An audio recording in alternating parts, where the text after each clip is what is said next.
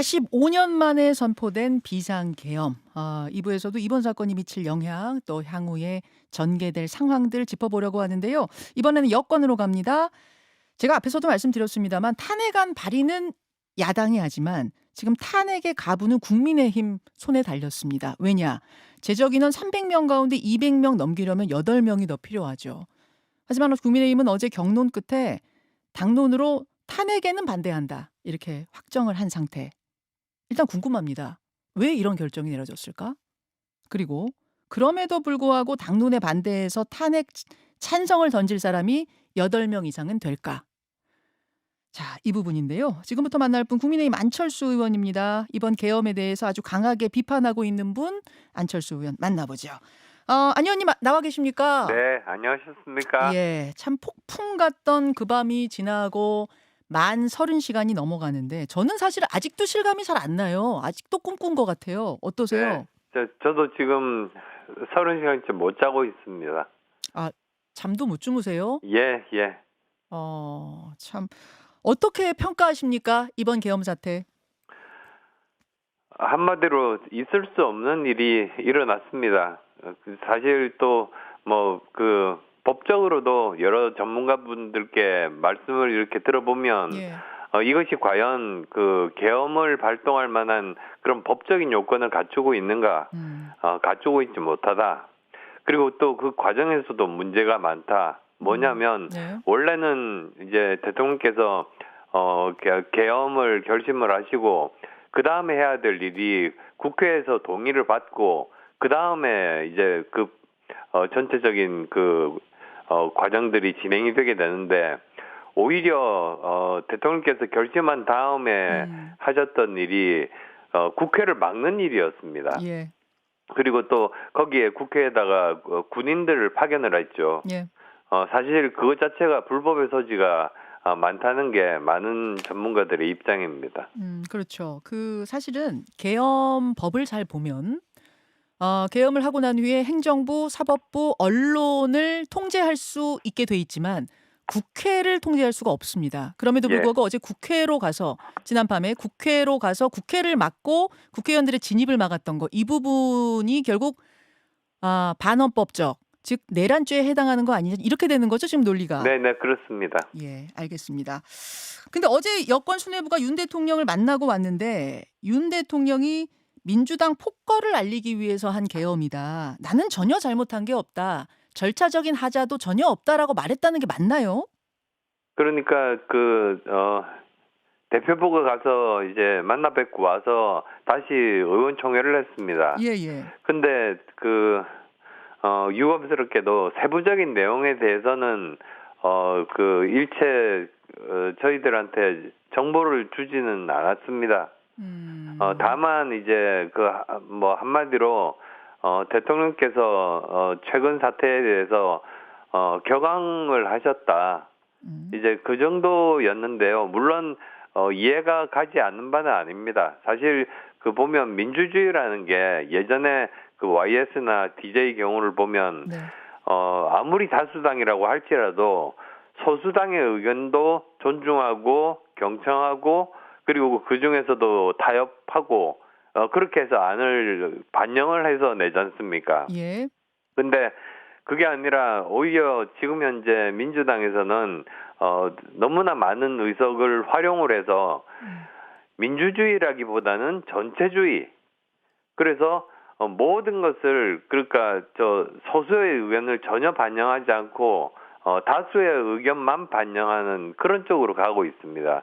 그러니까 그런 것에 대한 분노가 계속 좀 쌓이시고 그다음에 또 여러 장관들에 대한 탄핵안이라든지 검사에 대한 탄핵안이라든지 아마도 그런 것들이 이번 사태를 촉발시킨 원인으로 그렇게 들었습니다. 근데 지금 안 의원님이 어떻게 생각하실지 모르겠습니다만 그런 부분에 대해서 문제 제기를 할 수는 있지만 그것과 계엄을 하는 건 완전 다른 차원의 얘기 아닌가 싶습니다. 네, 저도 그래서 제가 그 계엄 자체에 대해서 예. 그렇게 반대를 했던 겁니다. 그렇죠. 그렇죠. 그게 과연 맞는 대응인가? 아니 국민들이 그동안 떨어야 했던 불안 그리고 국가적으로 신인도가 떨어진 문제 지금 외교 엉망되고 경제 엉망되고 이렇게 되면 어떡할 것인가에 대해서 과연 대통령이 생각을 하고 계엄령을 내린 건가? 이게 참 아무리 생각해도 이해가 잘 안 가는데 네. 국민의힘의 많은 의원들도 이 계엄 부분에 대해서 비판적인 생각 가지고 계신 거 맞죠? 예, 그렇습니다. 예. 그래서 많은 사람들이 예. 그 당시에 어떻게든 노력해서 그 현장에 그러니까 본회의장에 가서 반대표를 던지려고 했던 것 아니겠습니까? 그렇죠. 그런데 네. 그런데 국민의힘의 이제 회의 결과를 보니까 우선 윤 대통령에게 탈당을 요청한다. 요거에 대해선 결론이 또렷하게 안 내려진 것 같고 맞습니까? 예. 그렇죠. 아니 내부적으로는 어느 정도 좀 다라고 말씀드리긴 어렵습니다만 예. 꽤 많은 사람들이 거기에 동의를 하고 있습니다. 아, 근데 예. 대통령께서 예. 거기에 대해서 그렇게 동의는 하시지 않는 것 같습니다. 이 탈당 부분 최종 결론은 안 났지만 전체적인 분위기는 탈당을 하는 게 맞다. 대통령이 탈당하는 게 맞다 쪽이 더 많습니까? 예, 저는 어. 그렇게 파악은 했고요. 물론 의원 수가 많다 보면 예, 그 예. 중에서 4시간, 5시간 이야기를 해도 결국은 한 30명 정도 이야기를 합니다. 그러다 보니 모든 사람들의 이야기를 알 수는 없는 거죠. 그러나 전체적인 분위기 같은 게 이제 느껴지시잖아요. 네. 예, 그런 쪽에서는 이제 탈당을 하는 게 맞다 쪽이 더 우세한 것 같다 그 말씀이세요. 예. 안 예. 의원님도 물론 그렇게 생각하시고요. 저는 사실 한 걸음 더 나갔죠. 그렇죠. 왜냐하면 이건 여러 가지 법적으로 문제가 될 소지가 많기 때문에 그대로 넘어갈 수는 없습니다. 근데 그렇다고 해서 또 한쪽으로 극단적으로 보면 이제 탄핵이라는 그런 것이 있는데 우리가 지난번에 한번 탄핵을 경험하면서 얼마나 국론이 분열되고 많은 사람들이 고통받고 그것이 그 효과가 지금까지도 지금 느낄 수 있게 이렇게 지금 돼 있지 않습니까? 그래서 저는 제가 생각하는 제일 최선의 안은 네. 대통령께서 결심하셔서 스스로 자리에서 내려오시는 겁니다. 하야. 네, 그렇습니다. 그러니까 그리고 예. 대신에 여러 가지 일정이라든지 예. 그다음에 또 거국 중립 내각을 만드는 일, 즉 이제 여와 야가 함께 예. 해당 분야에 어떤 사람이 이 일을 맡으면 좋겠다고 임명을 해서 그동안에 국가도 경영하면서 다음 대선을 준비를 시키는 겁니다. 예를 들자면 당에서 보면 당대표를 뽑을 때 미리 만들어 놓는 게 비상대책위원회 아니겠습니까? 네네. 비상대책위원회를 만들고 그 전당대회를 준비하고 체계적으로 이렇게 관리를 하면서 대표를 뽑습니다. 그래서 그것과 마찬가지의 역할을 이 거국 중립 내각이 할 수 있다고 저는 생각합니다. 안철수 의원의 구상은 일단 대통령 해야 한다. 그리고 거국 중립 내각을 꾸려서 그다음 대선을 치러서 다음 대통령을 만드는 이런 과정을 좀 차분하게 밟자 이런 말씀이세요. 예, 그게 예. 명예롭고 그리고 또 질서 있게 예. 이 지금 현재의 사태를 관리하는 방법이라고 생각합니다. 그 말씀의 전제는 윤 대통령이 더 이상 대통령으로 기능을 하긴 어렵다 이런 판단이신 겁니까? 지금은 그렇게 생각합니다. 예. 그런데 그럼 이제 뭐 하야다 탄핵에다 의견이 분분하겠습니다만 일단 대통령이 안철수 의원 말씀대로 하야를 할 생각이 있느냐 이게 제일 중요할 텐데 지금 그럴 생각이 없어 보이거든요. 특히 어제 여권 수뇌부와 만나서 한 이야기 새어나오는 이야기가 맞다면 이 계엄에 대해서 하나도 잘못한 게 없다라는 입장을 가지고 있다고 합니다. 그렇다면 자진 하야를 과연 받아들일 것인가 좀 의문스러운데요. 지금 이틀 정도 남았습니다. 그러니까 사실 오늘 새벽이죠. 오늘 새벽에 그 의사국장이 보통 그 국회에서는 이렇게 합니다. 예. 의사국장이 먼저 안건에 대해서 미리 어떤 안건이 다음 회의에 올라오겠다고 거기에 의원들에게 보고를 하고 네. 그다음에 투표를 합니다. 음흠. 근데 이제 그 오늘 새벽 같은 경우는 대통령 탄핵안이 올라왔죠. 네. 그래서 아마 투표가 빠르면은 내일 새벽 그렇습니다. 0시 50분 정도, 음. 그리고 아무리 늦어도 토요일 날 저녁까지 그 사이에 벌어질 겁니다. 그래서 아직 어느 정도 하루 이틀 시간은 있습니다. 그래서 이 시간 동안 또 어떤 신경 변화가 뭐 일어날 수도 있지 않을까, 그런 기대를 하고 있습니다. 자진 하야에 대해서 안 의원님 말고도 동의하는 분들이 국민의힘에 더 있습니까? 그 문제에 대해서는 사실 뭐 그렇게 같이 이렇게 의논하고 그러진 않았습니다.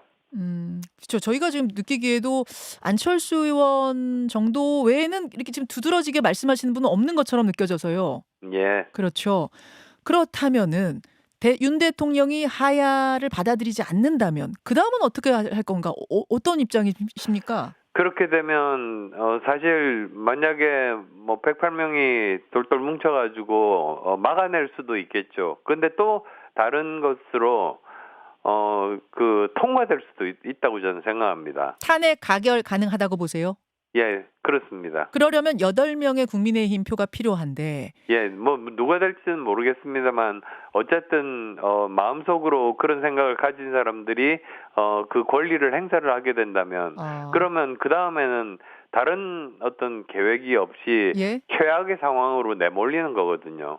그러니까 당은 뭐 당대로 그렇지만 정말 국민들 분열은 더 극심해질 겁니다. 그러니까 혼란스러운 상황으로 탄핵 후엔 갈 수밖에 없으니 하야를 해라 대통령, 이게 안철수 의원 입장이신 건 제가 알겠어요. 그런데 하야를 받아들이지 않는다면 이제 그 다음은 탄핵인데 그 경우에 그럼 안철수 의원도 뭐 탄핵이 하야보다 바람직하다고 생각하진 않지만 그럼에도 불구하고 탄핵표 가결표 던지실 생각입니까? 지금으로서는 제가 생각하는 최선의 방안이 하야시기 때문에 예. 그 분야에 대해서 최선을 다할 겁니다. 근데 이제 시간이 지나서 이제 결국은 이 탄핵 투표를 할 수밖에 없으면 그때는 저 나름대로 결심을 해야겠죠. 결심을 해야겠죠라는 말씀은 지금 당론이 탄핵 반대이기 때문에 당론을 따르는 걸 결심이라고 하는 표현하는 정치인은 없을 것 같고 결국은 당론과 다른 나의 소신, 나의 신념대로 탄핵표를 던지겠다는 의미로 제가 해석할 수밖에 없는데 맞습니까? 저 지금 끊임없이 고민 중입니다. 최종 결심은 안 서셨어요? 네, 아직. 예, 아직. 알겠습니다. 근데 이게 지금 대통령으로서 지금 이게 기능을 할 수 있는 것인가? 만약 이제 뭐 하야가 아니고 탄핵도 아니고 이대로 대통령직을 유지한다면 지금 이 상황에서 정상적인 이 대통령직 수행이 가능할 것인가 좀 의문스럽긴 한데요. 어떻게 보십니까? 네, 그러니까 뭐 어디 외신에도 나오고 사람들도 이야기하지만 혹시 또 뭐 2차 계엄 가능성은 없는가 이런 이야기들도 나옵니다. 예. 사실 뭐 어디 외신 같은 데 보면 심지어는 뭐 북한을 자극을 해가지고 거기서 국지전들을 만들고 그걸로 또 2차 계엄이 가능하지 않는가 이런 이야기들도 있는데요. 나옵니다. 저는 그 가능성은 낮다고 저 나름대로는 생각합니다. 2차 계엄이나 국지전 모두요? 네, 왜 그러냐면 1차 계엄 시도는 어쨌든 군대가 철수하면서 종료됐지 않습니까? 그 다음에 또 여당 지도부와 만나서 정상적으로 서로 속 터놓고 이야기를 서로 나눴습니다. 그 내용에 대해서는 그 자세한 이야기를 의원총회에서조차 공유하지 않아서 어떤 내용인지는 모르겠습니다. 그렇지만 어쨌든 이런 상황에서 다시 또 2차 계엄을 시도하실 가능성은 그렇게 높지 않다. 그리고 뭐 만약에 정말 북한의 위협이 있고 또 뭐 만약에 그런 일이 있다면 사실은 저는 목숨을 걸고라도 막을 생각입니다. 2차 계엄 부분에 대해서는 뭐 이미 동력을 상실해서 그게 되겠어라고 하지만 아까 김민석 최고위원은 되겠어 하는 일이 이번에도 일어난 거 보면 2차 계엄도 안 될 리 없다. 그분은 100% 일어날 거다 또 그렇게 말씀하시더라고요. 100%라는 이야기는 비과학적인 이야기입니다. 알겠습니다. 그런 일은 있어서는 안 된다. 뭐 이런 뜻으로 좀 받아들여집니다. 그러면 네. 안철수 의원은 아직 최종 결심은 안 서셨다고 했는데 안철수 의원처럼 고민하다가 마지막에 결국은 난 탄핵표를 던지겠다라고 결심할 사람이 8명 이상 넘어갈 수 있다고 보세요? 어떠세요? 예, 저도 확실치는 않습니다만 뭐 모든 건 가능성을 대비를 해야 되니까 그래서 통과될까 봐 그게 두렵습니다. 통과될 가능성이 있다고 보시는군요. 아니 분위기를 예. 보면 아시잖아요. 특히 어제 의원총회 분위기를 보면 하나하나 한 사람 한 사람 발언하진 않았지만 분위기가 좀 이런 게 내심 있는 것 같다. 뭐 느끼시는 게 있을 것 같아요. 정치도 오래 하셨으니까. 예, 근데 민감한 문제일수록 예. 속내를 안 드러냅니다. 아, 그렇습니까? 예, 8표를 넘길 가능성도 열어놔야 한다 정도. 예, 그렇습니다. 예. 안 의원님은 언제까지 결정하실 생각이십니까? 저는 어쨌든 뭐 오늘 예. 뭐 만약에 투표를 내일 저녁에 한다면 예.